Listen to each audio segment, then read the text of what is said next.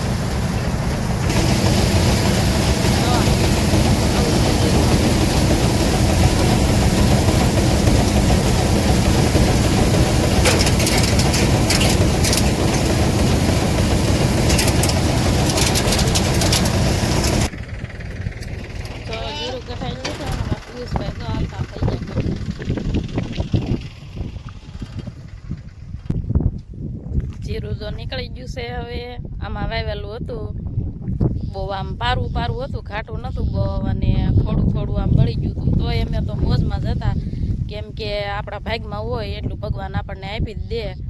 તો આટલું થયું છે અમારે જીરું,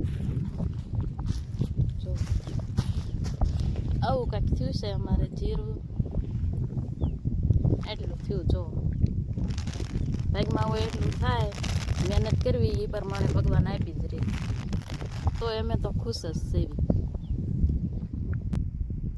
ને જો મારા ખેડૂત ભાઈએ કોઈ જીરું વાવ્યું હોય અને કોઈને બળી ગયું હોય તો ઉપાધિ ન કરતા, આવતે વરસ પાછું વાવજો. ભગવાન આપણા ભાગમાં હશે તો પોર લાભ દઈ દેશે, પણ વાવવાનું તો ખરા જ તે. અમારે જો એટલું થયું છે, તો અમે તો રાજી સેવી, કેમ કે મહેનત કરી એ પ્રમાણે ભગવાને આપી દીધું છે.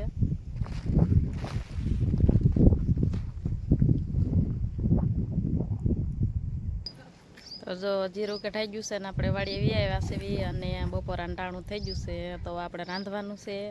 અને જો આ છે અમારો સરગવો, જો આવડો મોટો સરગવો છે અમારે. ને જો હાલ તો આપણે સરગવાનું શાક બનાવવાનું છે.